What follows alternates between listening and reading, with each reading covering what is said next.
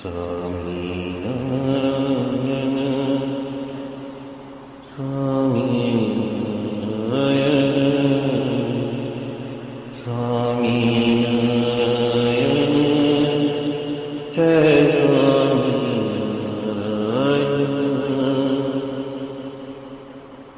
स्वामीनारायण स्वामीनारायण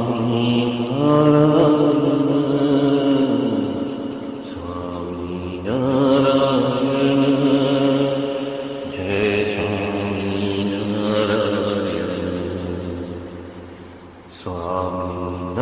स्वामीनारायण जय स्वामीनारायण स्वामीनारायण जय स्वामीनारायण स्वामीनारायण स्वामीनारायण स्वामीनारायण जय स्वामीनारायण स्वामीनारायण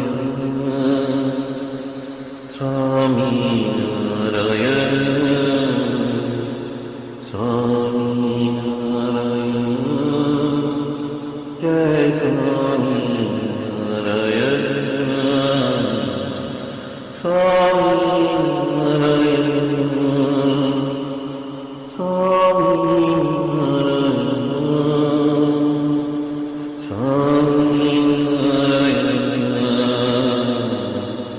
स्वामीनारायण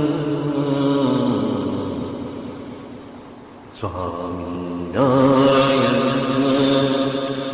जय स्वामीनारायण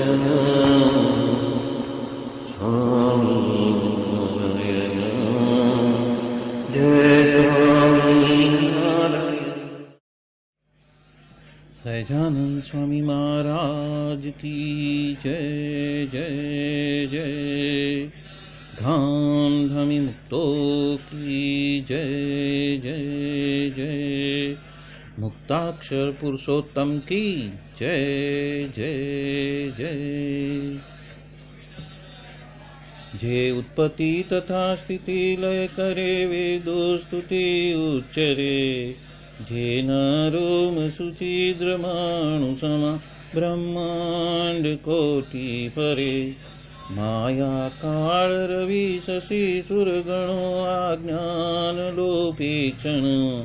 एवाक्षरधाम नाधिपति श्री स्वामीनारायण। महाध्यानाभ्यासं विदतमजस्त्रं भगवत पवित्रे सम्प्राप्तं। स्थितिमतिवरे कान्तिकवृषे सदानन्दं सारं परमहरिवार्ताव्यसनिनं। गुणातीतानन्दं मुनिवरमहं नौमि सततम्। अनेकेभ्यो सद्भ्यो विमलहरिविज्ञानदत्तं। भुविर्ब्राह्मी विद्या हरिवचनरूपामुदयतम्। हरिध्यानासक्तं शुभगणमनाद्यक्षरमहं। गुणातीतानन्दं सकलगुरुमुदे मुनिवरम्। वाणी अमृत थी भरी मधुसमी संजीवनी लोकमा। दृष्टि मां भरी दिव्यता निरखता सुदिव्य भक्तो वदा। हय्ये तबर्यु मीठू जननी सुने हास्य मुखे वस्यूं। ते श्री ज्ञान योगिराज गुरुने नित्ये नमो भावसु। जेनी अमृतवाणी तो वही रही साक्षात महिमा रूपे। जेनी ब्राह्मी स्थिति अहोलिन करे शुभव्यक्षरपदे शरणागत निज अल्प जीव सहुना श्रेयार्थ तत्पर रहे काका स्नेहल सिंधु दिव्य विभुने हयो तो वंदन करे।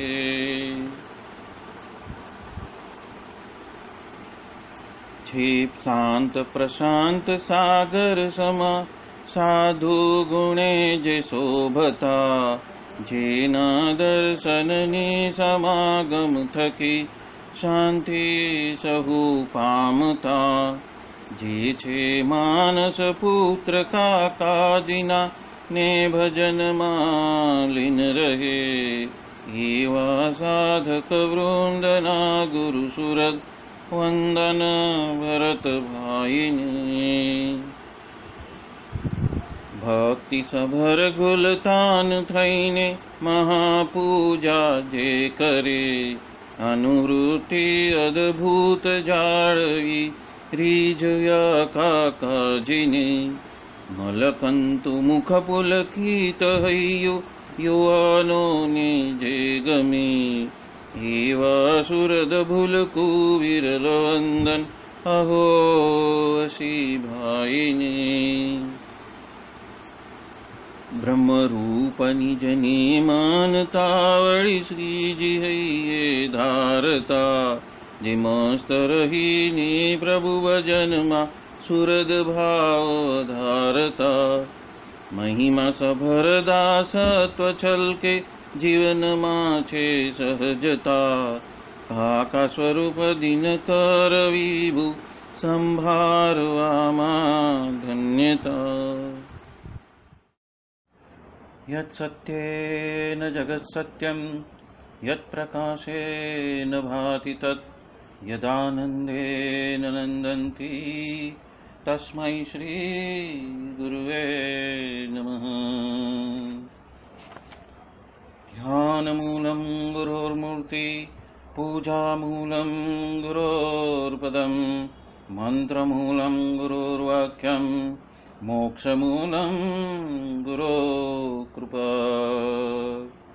सहजानंद स्वामी महाराज की जय जय जय। अनादि मूल अक्षर मूर्ति सद्गुरु श्री गुणातीतानंद स्वामी की बातें प्रकरण 6 सर्वदेशी समझन बात 130वीं।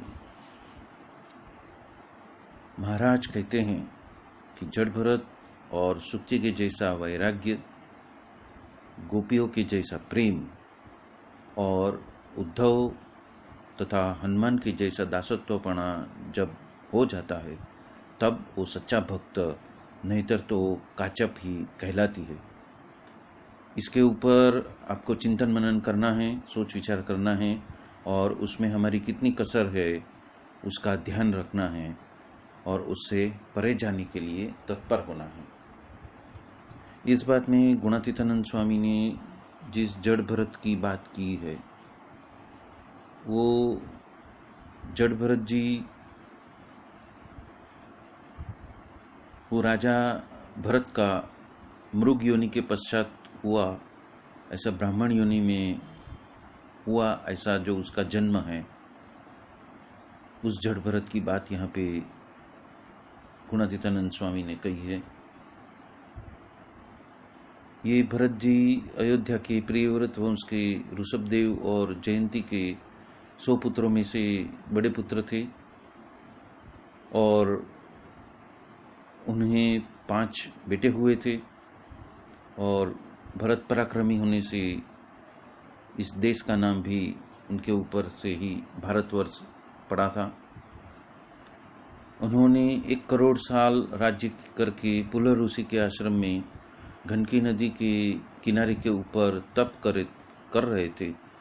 तब भृगुली के बच्चे में ममता रह जाने की वजह से उन्हें मृग योनि प्राप्त हुई थी और इस जन्म में पूर्व जन्म का स्मरण बचा हुआ था।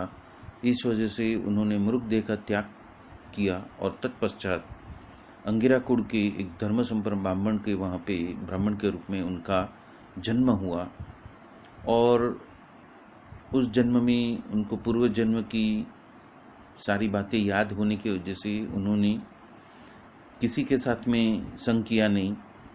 वो व्यवहार से भी विरक्त रहे, उन्मत्त रहे, जड़ रहे, अंधे और बहरे के माफिक रहने लगे और उसके वजह से उनका नाम जड़ भरत हो गया।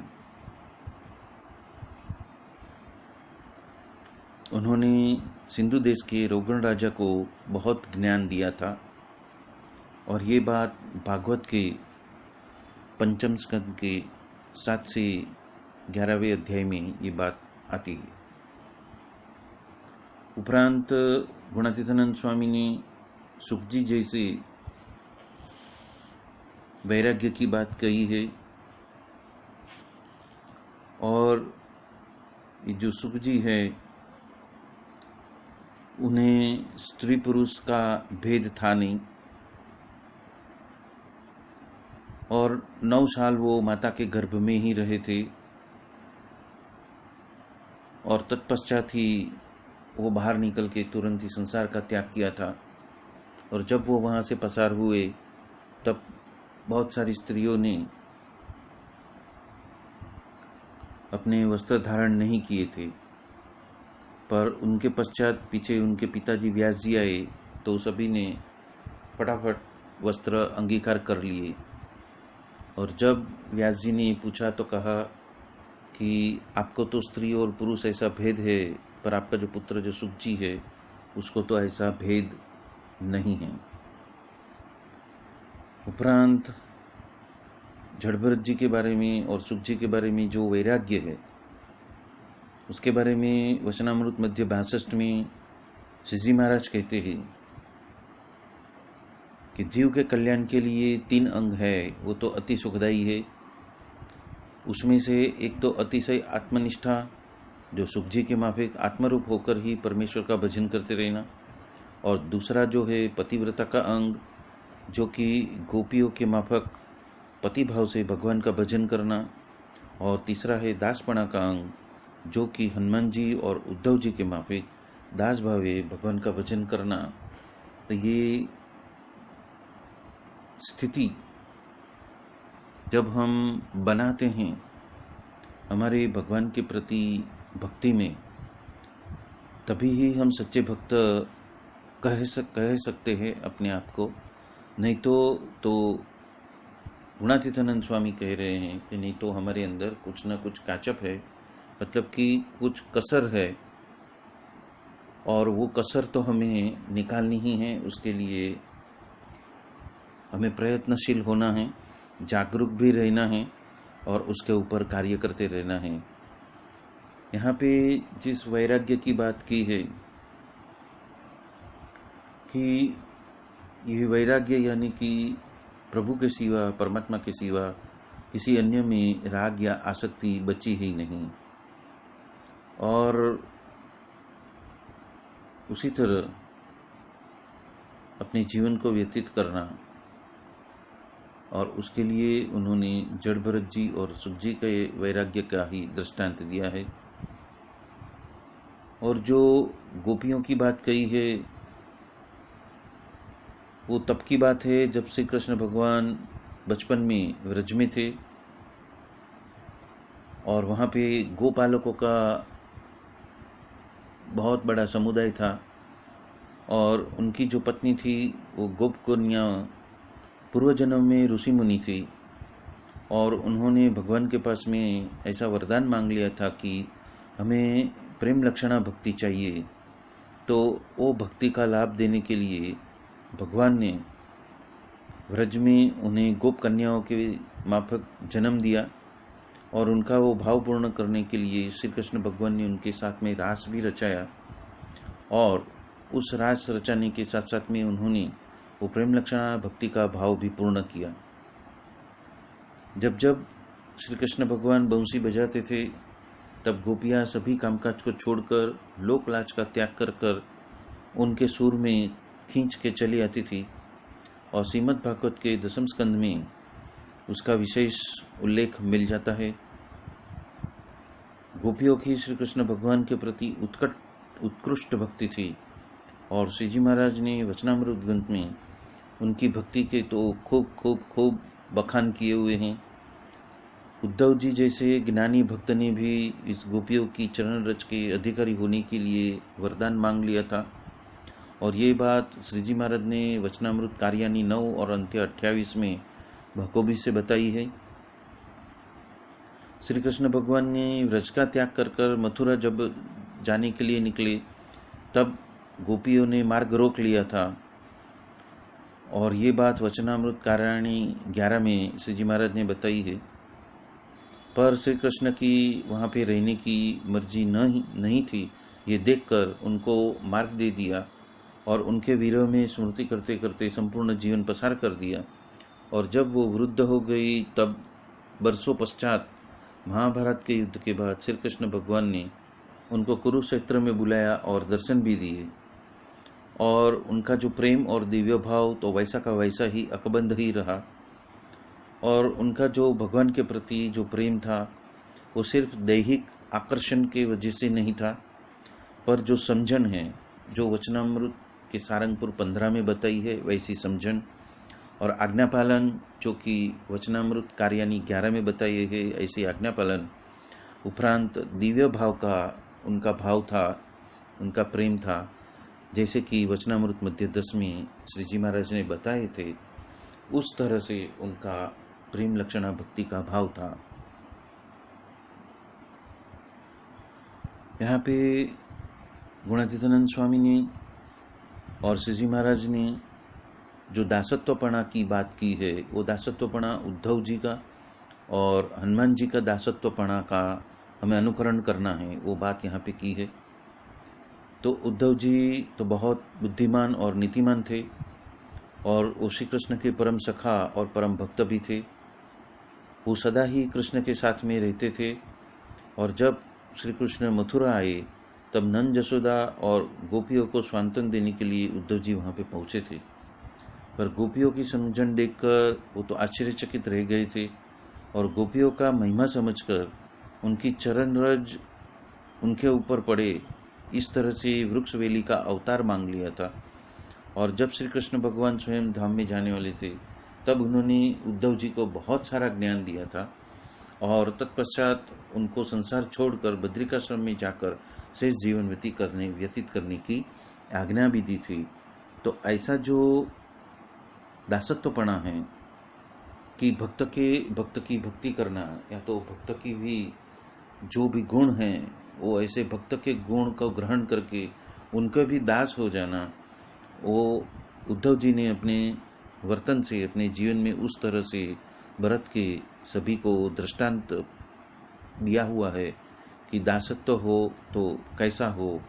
वो बात यहाँ पे श्री जी महाराज ने हम सबको बताई हुई है।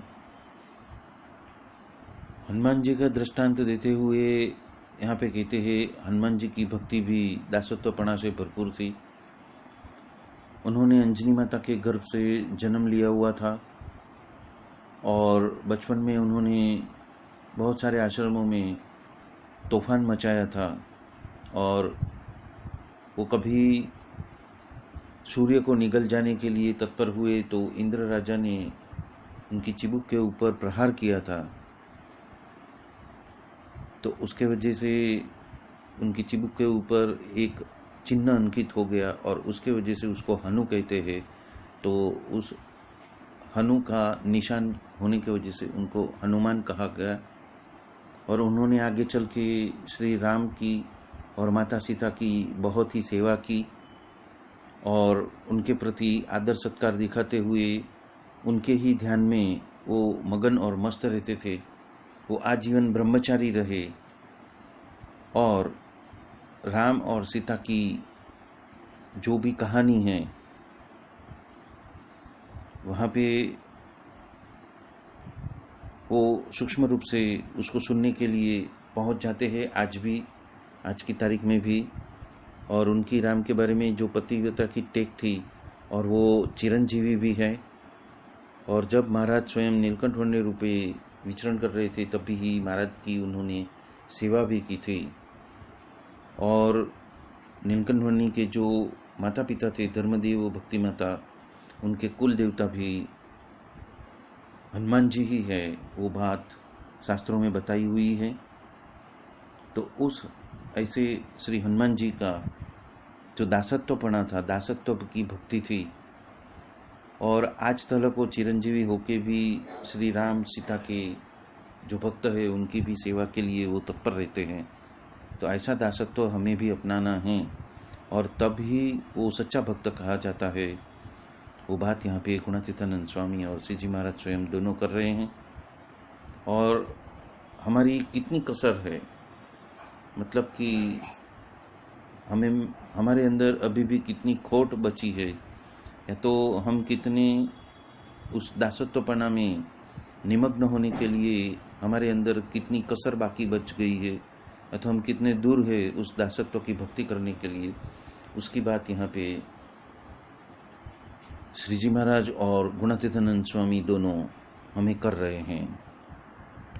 यहाँ पे महाराज मुमुक्षु के अंदर ये 3 गुण व्याप्त करने के लिए और उसको बढ़ाने के लिए दृष्टांत दिए हुए हैं।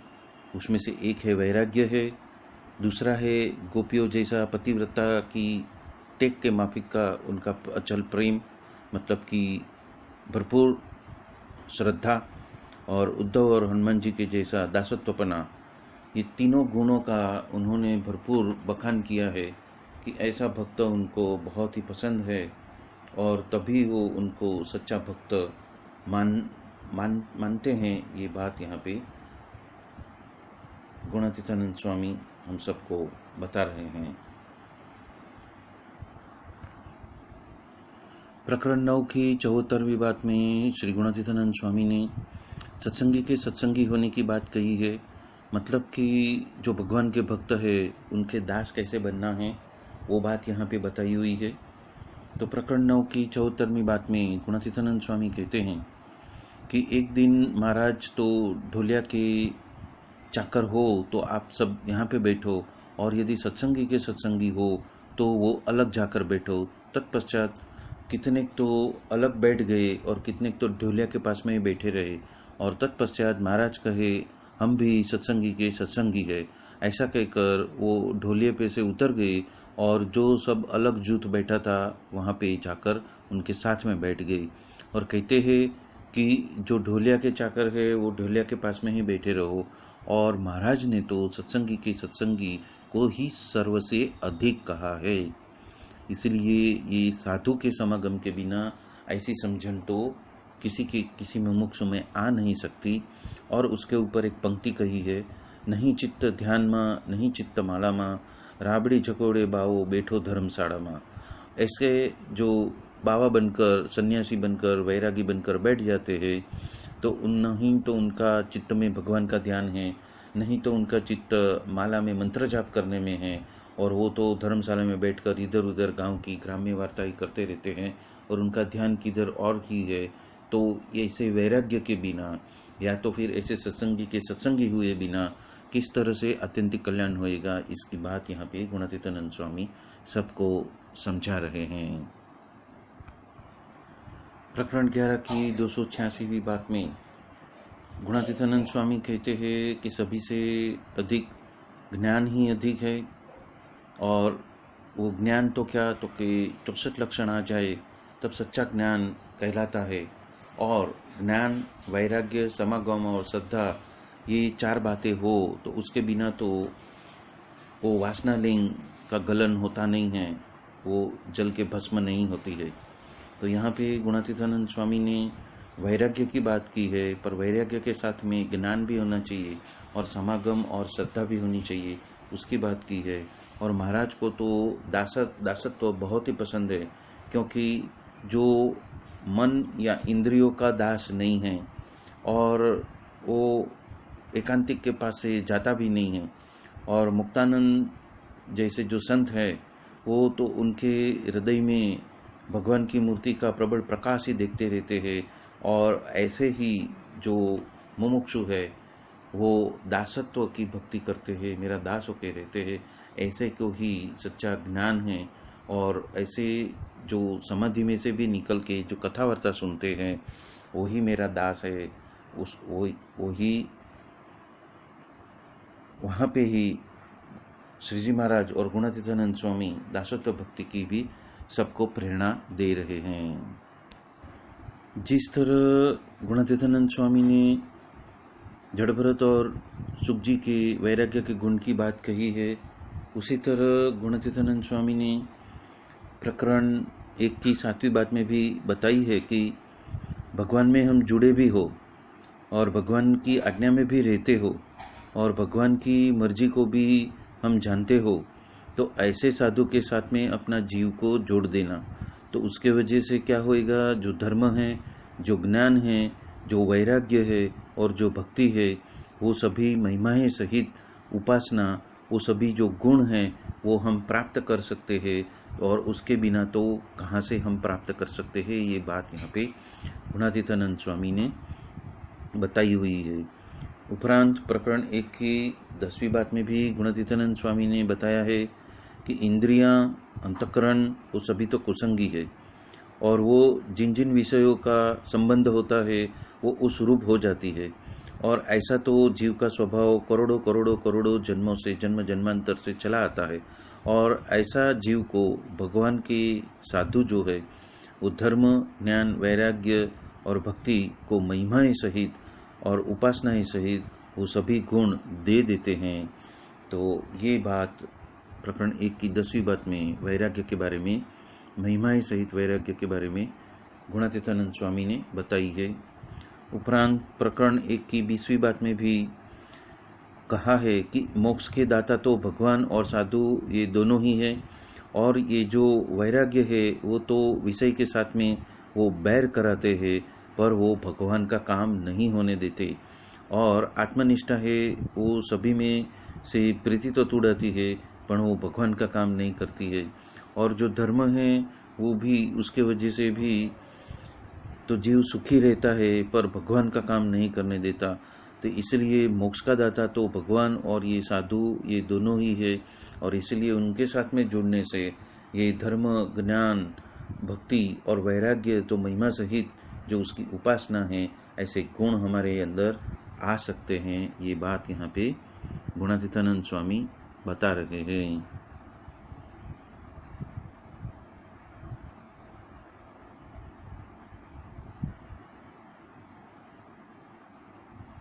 प्रकरण 1 की 31वीं बात में भी गुणातीतानंद स्वामी कहते हैं कि हमें सिर्फ धर्म, ज्ञान, वैराग्य और भक्ति में से किसी एक को नहीं रखनी है पर चारों को रखनी है, और किसी एक को मुख्य नहीं करना पर चारों को मुख्य कर लेना है। वो बात, वो जो सिद्धांत बात है, वो बात यहाँ पे गुणातीतानंद स्वामी ने सबको बताई हुई है। प्रकरण 1 की 38वीं बात में भी गुणातीतानंद स्वामी ने जड़ भरत जी की बात बताई है, क्योंकि वो कह रहे हैं कि अंतःकरण रूप माया का कजिया तो बहुत भारे है। क्योंकि भरत जी जब राजा थे तब उनका तो वैराग्य कैसा था, पर उन्होंने राज्य भी छोड़ दिया था, पर एक मुर्गली में फंस जाने की वजह से वो उनको मृग का ही जन्म लेना पड़ा, और तत्पश्चात वो जड़ भरत जी बने अगले जन्म में, और तभी ही उनका जो साधना है वो फलित हुई। तो ये बात भी यहाँ पे बता रहे हैं कि भरत जी जैसे भरत जी को भी बहुत सारा विघ्न हुआ था वैराग्य के बिना। ये बात यहाँ पे गुणातीतानंद स्वामी ने बताई है। उपरांत प्रकरण की 48वीं बात में भी गुणातीतानंद स्वामी कहते हैं कि बद्रिकाश्रम और श्वेत द्वीप के मुक्त को तो त्याग और वैराग्य का बल बहुत है, और गोलोक और वैकुंठ के मुक्त को तो प्रेम मुख्य है, और अक्षरधाम के मुक्त है वो तो ब्रह्मरूप है। तो ये बात यहाँ पे गुणातीतानंद स्वामी बता रहे हैं। प्रकरण की 63वीं बात में भी कहते हैं कि कुछ कुछ जो कसर है या तो खामी है वो तो त्याग और वैराग्य से ही टलने वाली है, और कुछ कुछ कसर तो ज्ञान के वजह से ही टलने वाली है, और कुछ कुछ कसर जो है वो भक्ति करा के ही हम टाल देंगे, और बाकी तो जो आखिरी रास्ता है वो रोग की प्रेरणा करके भी हमें आपको शुद्ध कर देना है, पर कसर रहने नहीं देनी है। ये बात यहाँ पे गुणातीतानंद स्वामी हम सबको बता रहे हैं।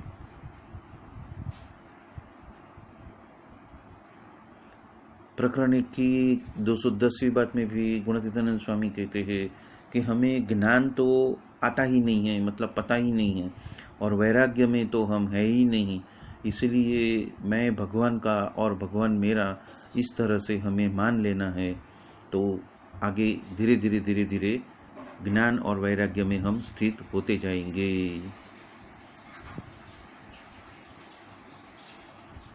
प्रकरण 1 की 239वीं बात में भी गुणातीतानंद स्वामी कहते हैं कि माया का बल तो बहुत है और वो माया तो वैराग्य को भी खा जाती है और आत्मनिष्ठा को भी चबा जाती है। इसलिए बहुत सावधान होकर वैराग्य का त्याग और वैराग्य का पालन करना।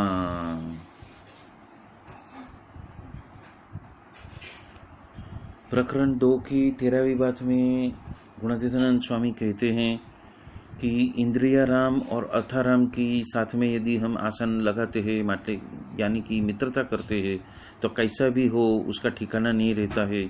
और वैराग्य तो बहुत ही दूर की बात है, क्योंकि विषय में अभी भी इन सभी में राग है, और आत्मज्ञान भी बहुत दूर है, क्योंकि तो जीव है वो तो देह में जड़ चुका है।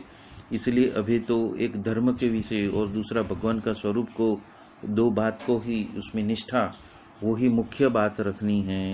ये बात यहाँ पे गुणातीतानंद स्वामी वैराग्य के बारे में बता रहे हैं।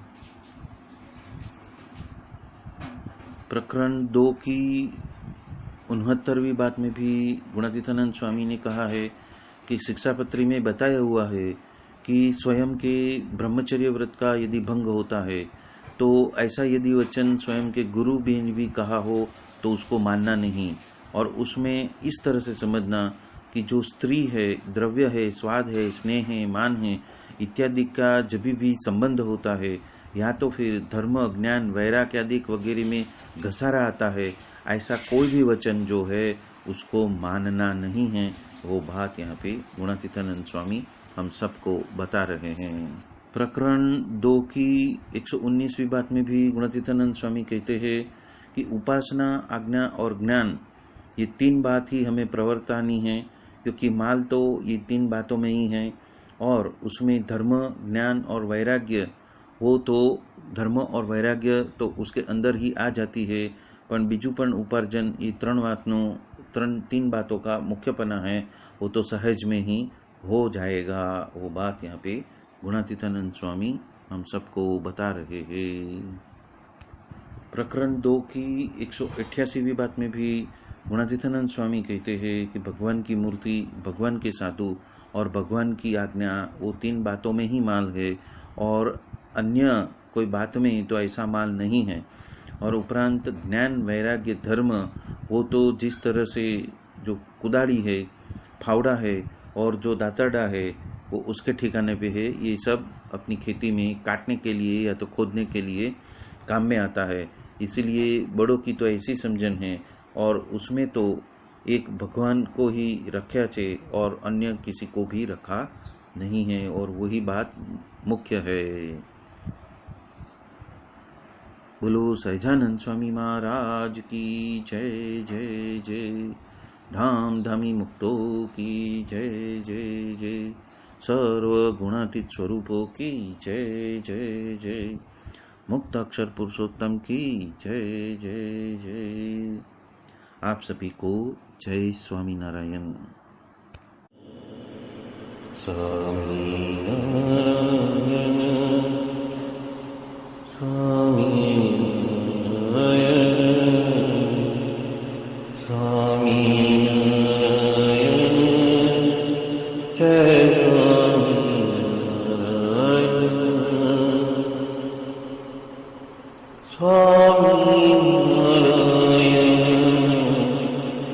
स्वामी नारायण, स्वामी नारायण,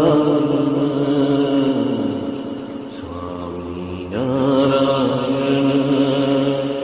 जय स्वामी नारायण,